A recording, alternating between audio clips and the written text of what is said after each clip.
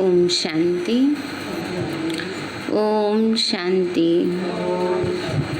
ओम शांति। आज प्यारे बाबा की 7 तारीख की महावाक्य है। बाबा बोले, मीठे बच्चे, तुम यहाँ आए हो अपने सहित सारी दुनिया की काया कल्प तरु बनाने। याद से ही काया कल्प तरु होगी। मीठे बच्चे, तुम यहाँ आए हो अपने सहित सारी दुनिया की काया कल्प तरु बनाने। कल्प तरु का मतलब होता है कल्प वृक्ष समान लंबी आयु, ना। याद से ही काया कल्प तरु होगी। प्रश्न है, नरकवासी से स्वर्गवासी बनने की विधि कौन सी है? अभी तुम बच्चों को जियदान मिलता है कैसे? बाबा बोले, नरकवासी से स्वर्गवासी बनने के लिए ज़रूर मरना पड़े। बाबा कहते हैं, मैं आया हूँ तुम सबको मौत देने। बाबा कह रहे हैं, सबको मौत देने आया हूँ। तुम्हारी इस देह को ख़त्म कराए बाकी आत्माओं को ले जाऊँगा। यही सच्चा जियदान है। इसके लिए यह महाभारत लड़ाई है जिसमें सबका विनाश होगा। फिर आत्माएं पावन बन वापस घर जाएंगी, फिर स्वर्ग में आएंगी। गीत है, माता वो माता तू सबकी भाग्य विधाता। ओम शांति। मीठे मीठे रूहानी बच्चों ने गीत की लाइन सुनी, जगदम्बा की महिमा सुनी। जगदम्बा यहाँ भारत में ही गाई जाती है। जगदम्बा है तो जगत पिता भी ज़रूर होगा। जगदम्बा सरस्वती को ही कहते हैं। वास्तव में उनका नाम एक ही होना चाहिए। तुम्हारा भी नाम एक ही है ना, 2-3 तो नहीं है। अब जगदम्बा को बरोबर साकार में दिखाते हैं। शरीरधारी है, जगत पिता भी है, जिसको प्रजापिता भी कहा जाता है। जैसे सारे जगत की अम्बा है, वैसे सारे जगत का पिता है। ज़रूर दोनों ही यहाँ होंगे, है ना। बाबा ने कहा, जैसे सारे जगत की अम्बा है, ऐसे जगत का पिता भी है। तो जगत पिता है ब्रह्मा बाबा और जगदम्बा है मम्मा। यहाँ दोनों का नाम भी सुनाया है। दोनों हैं प्रजापिता और प्रजा माता। अब दूसरा जगत पिता कहा जाता है निराकार शिव बाबा को, जो कि सबके पिता हैं। उनका नाम ही है परम पिता परमात्मा शिव। सिर्फ ईश्वर व परमात्मा नहीं कहना है, उनका नाम रूप है, नाम रूप भी है ना। उनको गॉड फादर कहा जाता है। एक है आत्माओं का बाप, दूसरा है साकारी मनुष्य आत्माओं का बाप और मम्मा। शिव है आत्माओं का पिता ना। बाबा ने कहा, शिव बाबा है आत्माओं का पिता, और साकार में शरीर मिलता है तो है ब्रह्मा बाबा पिता। तो एक है शिव बाबा और दूसरा है प्रजापिता ब्रह्मा। शिव बाबा का बच्चा है ब्रह्मा। एक निराकार पिता, एक साकारी पिता। निराकार पिता को कहा जाता है पतित पावन।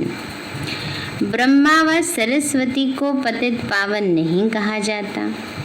पतित पावन तो एक है, ये 2 हो गए। सब पुकारते हैं पतित पावन आओ, तो 2 बाप हो गए।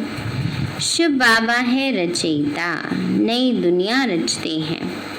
तो पहले ब्रह्मा को ज़रूर रचना है। विष्णु और शंकर को कभी प्रजापिता नहीं कहते ना। बाबा ने कहा, विष्णु और शंकर को कभी नहीं कहेंगे, ब्रह्मा को ही प्रजापिता कहेंगे, ब्रह्मा को ही बूढ़ा दिखाएंगे। तो ब्रह्मा को ही प्रजापिता कहते। तो शिव बाबा प्रजापिता ब्रह्मा द्वारा अडॉप्ट करते हैं। कहते हैं हम शिव बाबा के बच्चे हैं। शिव बाबा ने इनमें प्रवेश कर अडॉप्ट किया है। वही आत्माओं को पावन बनाते हैं। आत्मा ही पतित बनी है, इस कारण शरीर भी पतित मिलता है। सोने में चांदी, तांबे, लोहे की खाद डालते हैं तो आत्मा में भी खाद पड़ती है। असल में आत्मा पवित्र मुक्ति धाम में रहने वाली है, जहाँ शिव बाबा भी रहते हैं। अब शिव बाबा प्रजापिता ब्रह्मा एक को बाप और एक को दादा कहेंगे। यह तो तुम बच्चे जानते हो। सब मनुष्य मात्र शिव की संतान हैं। शिववंशी फिर हैं ब्रह्मा कुमार कुमारियाँ। शिव बाबा और दादा इकट्ठे हैं, है ना। बाबा ने कहा शिववंशी, हम सब ब्रह्मा कुमार कुमारियाँ हैं, है ना। आत्मा रूप में शिव बाबा के बच्चे, फिर देह में ब्रह्मा कुमार कुमारी। तो शिव बाबा और दादा इकट्ठे हैं। शिव बाबा इनमें विराजमान हैं।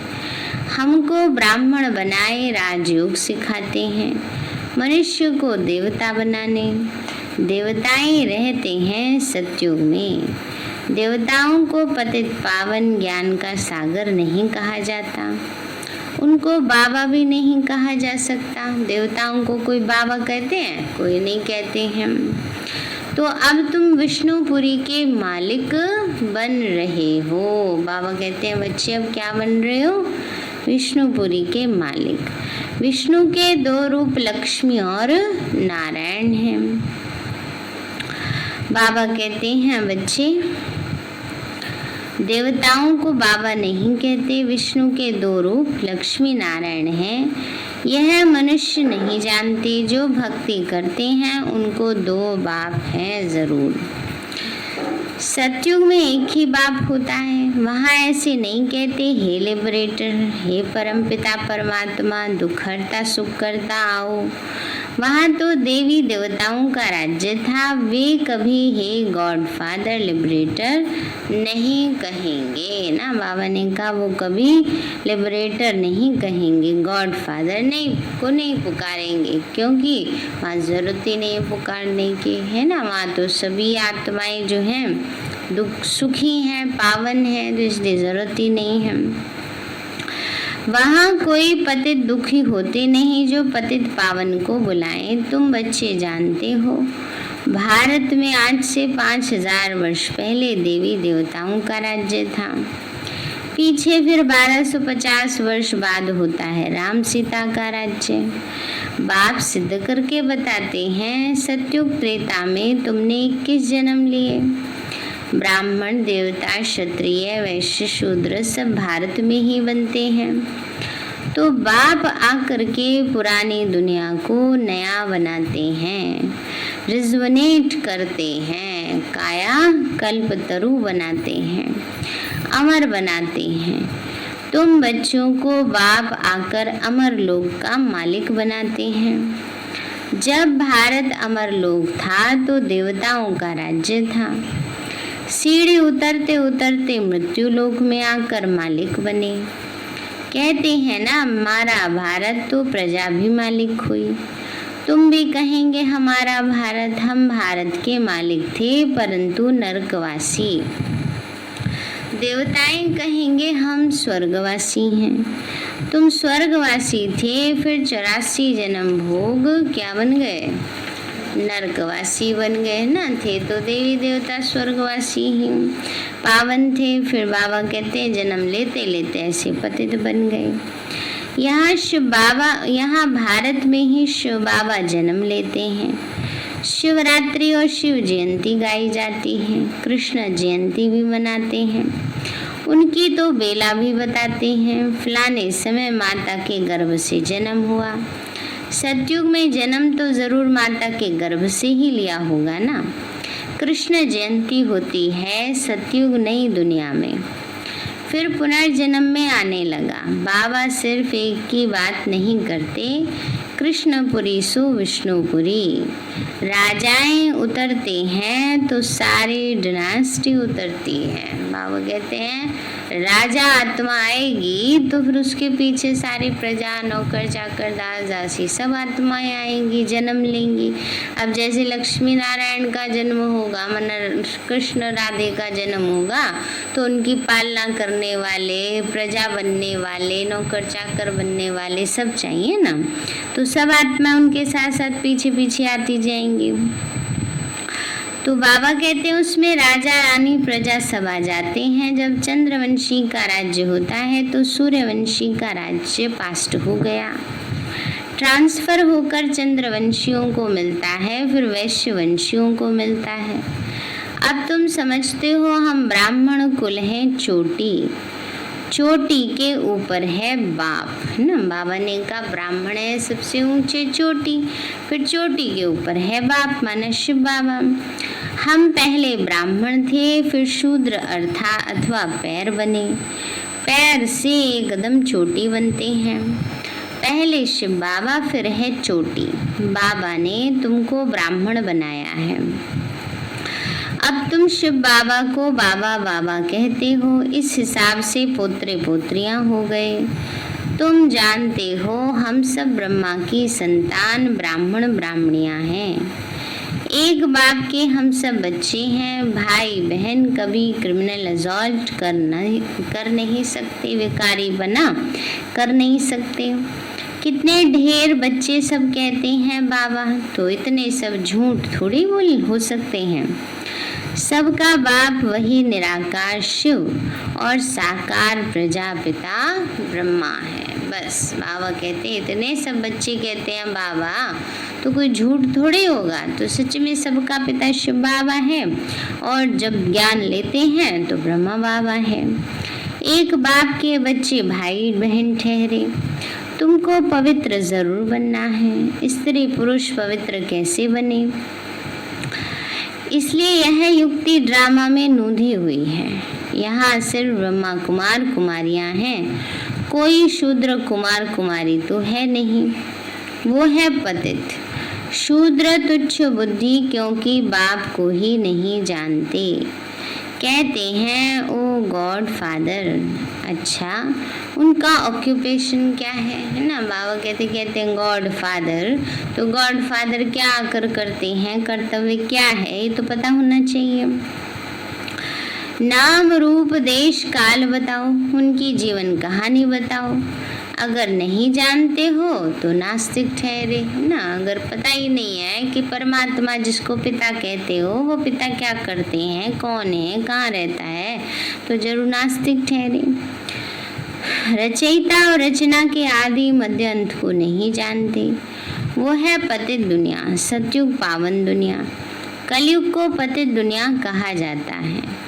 इस समय बिल्कुल तमो प्रधान है, इनको रौरव नरक कहा जाता है। बाबा कहते हैं दुनिया क्या बन गई अभी, रौरव नरक, है ना। इसकी भी स्टेजेस होती हैं, नरक की भी स्टेजेस होती है ना। द्वापर से नरक बनना शुरू होता है, फिर वृद्धि को पाता है। हर चीज पहले नहीं होती है, फिर पुरानी होती है।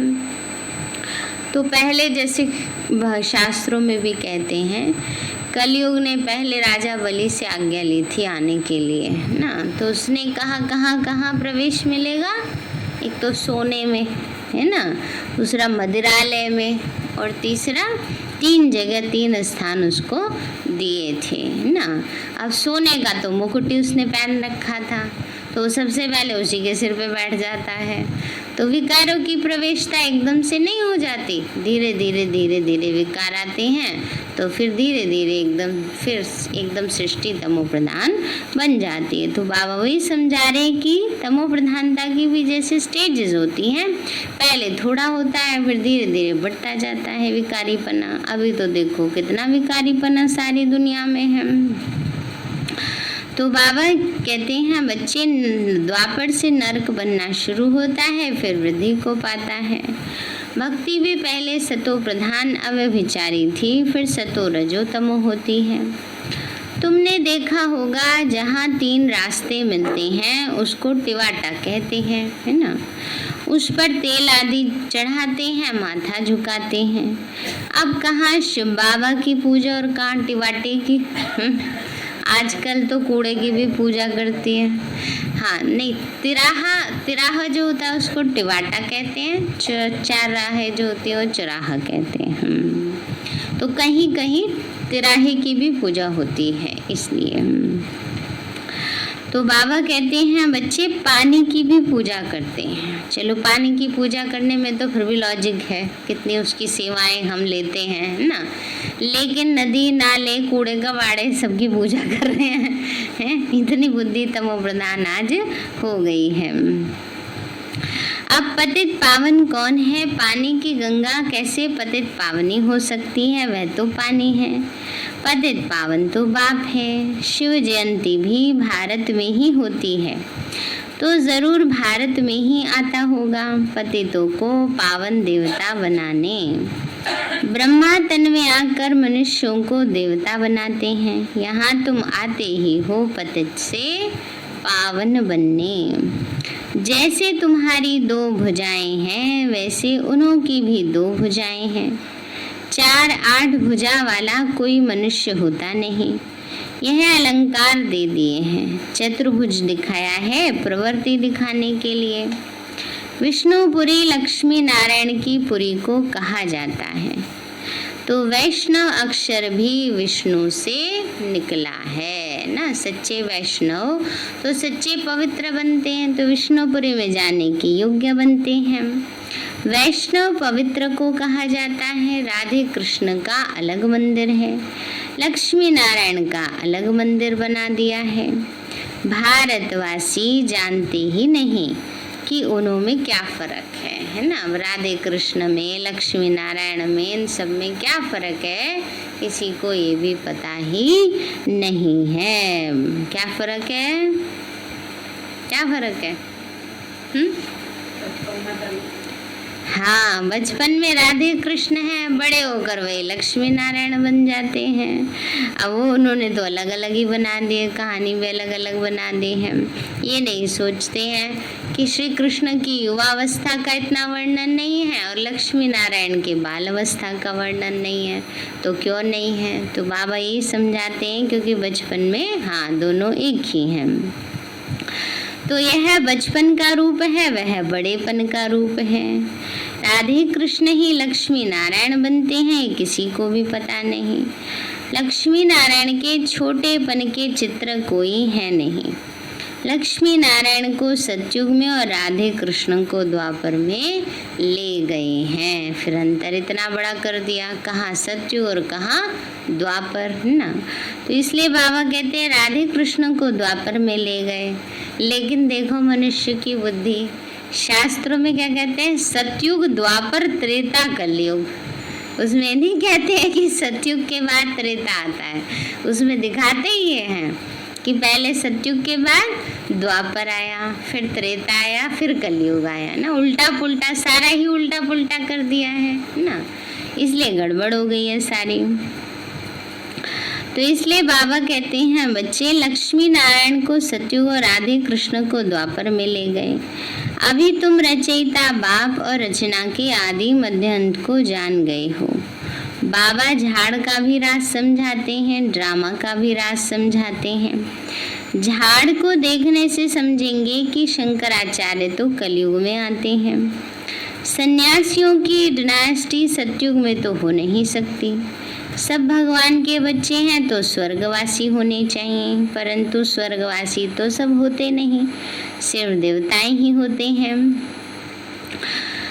अभी तुम ब्राह्मण वंशी बने हो, फिर देवता बनेंगे, पवित्र तो जरूर बनना है। बाबा कहते हैं बच्चे पावन तो जरूर बनना है। तुम जानते हो छोटे बड़े सब ब्रह्मा कुमार कुमारियां हैं। दोनों कहते हैं हम बाबा के बच्चे हैं, हम ब्राह्मण हैं। यह है बाप दादा आदि देव ब्रह्मा और शिव बाबा।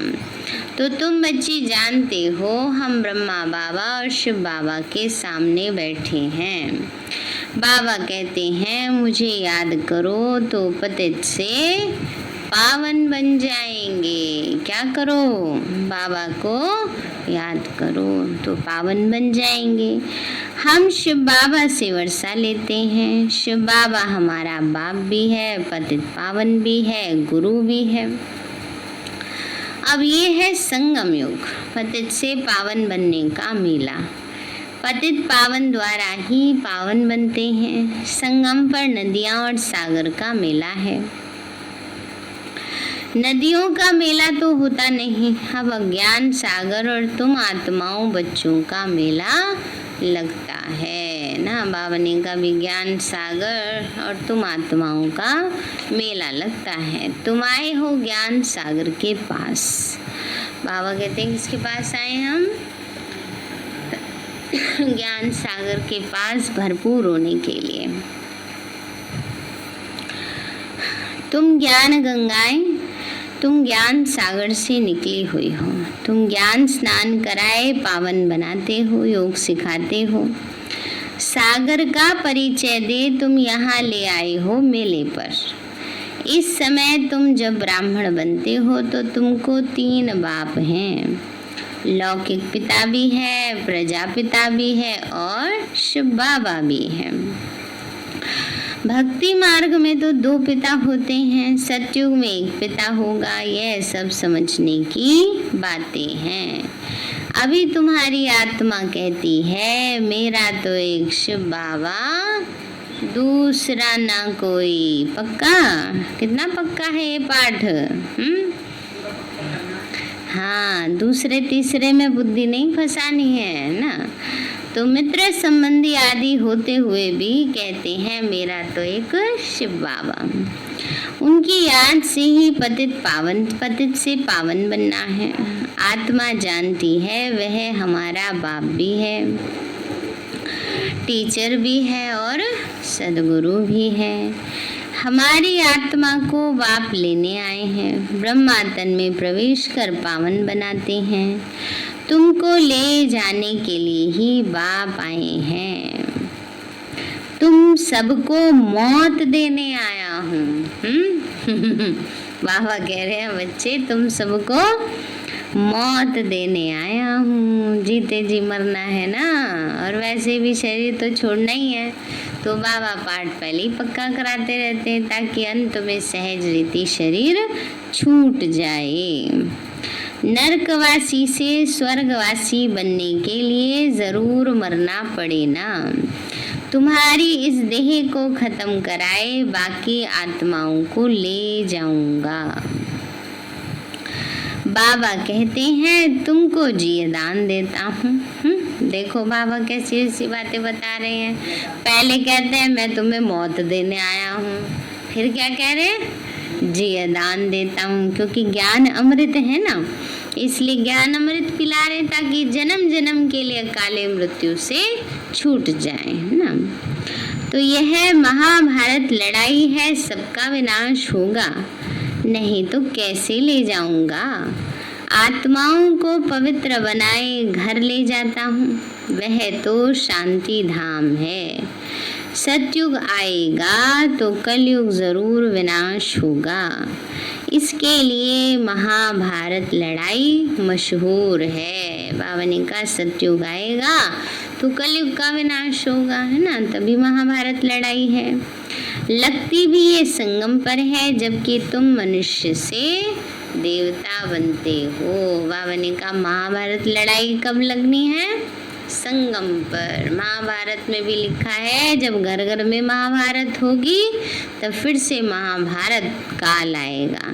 तो अभी घर घर में तो महाभारत हो ही रही है ना, तो इसलिए बाबा कहते हैं बच्चे अभी फिर से महाभारत लड़ाई लगनी है। लगती भी संगम पर है, जबकि तुम मनुष्य से देवता बनते हो। अच्छा, मीठे मीठे सिक्के लदे बच्चों प्रति माता पिता बाप दादा याद प्यार और गुड मॉर्निंग। रूहानी बाप के रूहानी बच्चों को नमस्ते। रूहानी हम बच्चों की रूहानी माता पिता बाप दादा को नमस्ते नमस्ते नमस्ते बाबा नमस्ते। धारणा के लिए मुख्य सार है ज्ञान सागर में ज्ञान स्नान कर स्वयं को पावन बनाना है। ज्ञान सागर में ज्ञान स्नान कर स्वयं को पावन बनाना है। मित्र संबंधियों के साथ रहते बुद्धि में रहे, मेरा तो एक शिव बाबा दूसरा ना कोई। ना, मित्र संबंधियों के साथ तो रहना ही है, थोड़ी कौन को छोड़ देना है कि मेरा तो शिव बाबा है, बस मैं तो शिव बाबा के साथ ही रहूँगी, ये थोड़े चलेगा है। बाबा कहते हैं जो परिवार है, घर गृहस्थी है, जिम्मेवारी है, वो सब तो करना ही है। अभी परसों तरसों बाबा ने कहा ना कि ऐसे नहीं, बाबा कहते योग लगाने बैठ जाओ तो काम कौन करेगा भाई, खाना कौन बनाएगा, ये छोड़ छाड़ के बैठ जाओ, बाबा ही खाना खिला देगा तो काम करने की जरूरत नहीं है, ऐसे थोड़ी होता है। तो इसलिए बाबा ने कहा बुद्धि में रहे कि मेरा तो एक शिव बाबा दूसरा ना कोई। दूसरा है विष्णुपुरी में चलने के लिए पक्का वैष्णव अर्थात पवित्र बनना है। नरक से जीते जी मरकर बुद्धि योग स्वर्ग में लगाना है। वरदान दिया बाबा ने, धर्म और कर्म दोनों को का ठीक बैलेंस रखने वाले दिव्य व श्रेष्ठ बुद्धिवान भव। धर्म और कर्म दोनों का ठीक बैलेंस रखने वाले दिव्य व श्रेष्ठ बुद्धिवान भव। बाबा बोले कर्म करते समय धर्म अर्थात धारणा भी संपूर्ण हो तो धर्म और कर्म दोनों का बैलेंस ठीक होने से प्रभाव बढ़ेगा। ऐसे नहीं जब कर्म समाप्त हो तब धारणा स्मृति में आए। बुद्धि में दोनों बातों का बैलेंस ठीक हो तब कहेंगे श्रेष्ठ व दिव्य बुद्धिवान। नहीं तो साधारण बुद्धि, कर्म भी साधारण, धारणाएं भी साधारण होती हैं। तो साधारणता में समानता नहीं लानी ना। बाबा ने कहा बुद्धि में दोनों का बैलेंस हो, धारणा भी हो और कर्म करते हुए धारणा में भी रहे ना। नहीं तो क्या होगा, साधारण बुद्धि बन जाएगी तो कर्म भी साधारण होंगे। तो साधारणता में समानता नहीं लानी, श्रेष्ठता में समानता लानी है ना। जैसे बाबा के संकल्प बोल कर्म श्रेष्ठ थे, ऐसे हमें बाप समान बनने में बाप समान अपने में श्रेष्ठता लानी है, श्रेष्ठता में समानता लानी है। जैसे कर्म श्रेष्ठ वैसे धारणा भी श्रेष्ठ हो। स्लोगन है, अपने मन बुद्धि को अनुभव की सीट पर सेट कर दो तो कभी अपसेट नहीं होंगे। अपने मन बुद्धि को अनुभव की सीट पर सेट कर दो तो कभी अपसेट नहीं होंगे।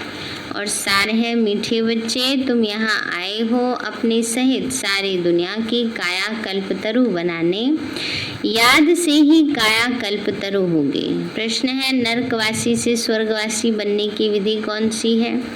अभी तुम बच्चों को जियदान मिलता है कैसे? बाबा बोले नरकवासी से स्वर्गवासी बनने के लिए जरूर मरना पड़े। बाबा कहते हैं मैं आया हूँ तुम सबको मौत देने, तुम्हारी इस देह को खत्म कराए बाकी आत्माओं को ले जाऊंगा। यही सच्चा जियदान है। इसके लिए महाभारत लड़ाई है जिसमें सबका विनाश होगा, फिर आत्माएं पावन बन वापस घर जाएंगी, फिर स्वर्ग में आएंगे। गीत है, माता ओ माता तू सबकी भाग्य विधाता। अच्छा, ओम शांति। मीठे बाबा, आपने हमें सब कुछ दिया, आपका पदम गुणाबार शुक्रिया। प्यारे बाबा, आप हमें ज्ञान गुण शक्तियों वरदानों और सद्बुद्धि से भरपूर करते हो, आपका बार बार शुक्रिया। मीठे बाबा, आपने मुझ आत्मा को, इस सेवा स्थान को, विश्व की सर्वात्माओं को निर्विघ्न बनाया। आपका बार बार शुक्रिया। प्रकृति के पांचों तत्वों का भी शुक्रिया।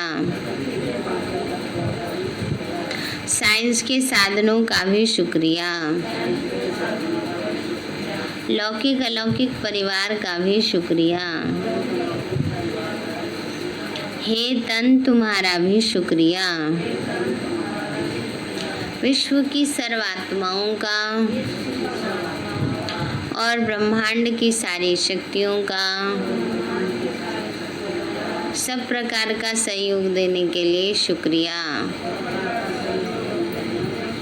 मीठे बाबा, मुझ आत्मा ने जाने अनजाने में जिन भी आत्माओं को मनसा वाचा कर्मणा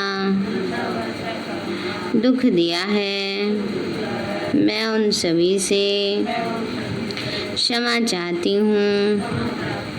मुझे क्षमादान दिलाओ।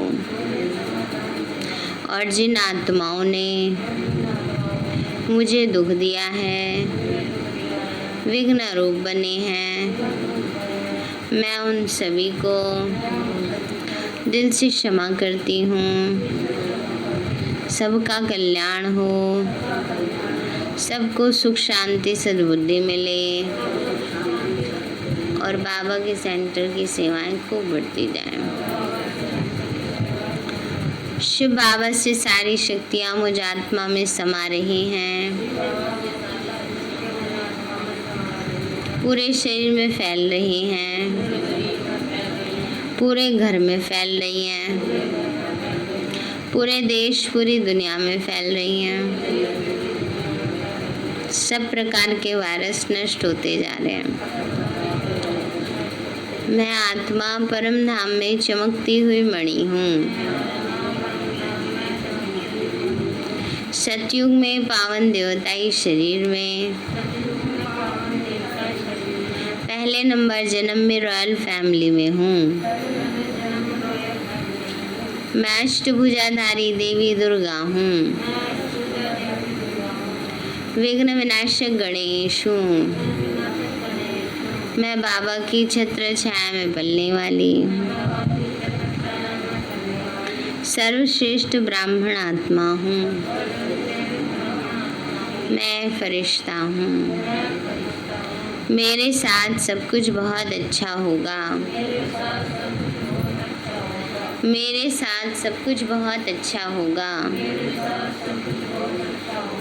मेरे साथ सब कुछ बहुत अच्छा होगा।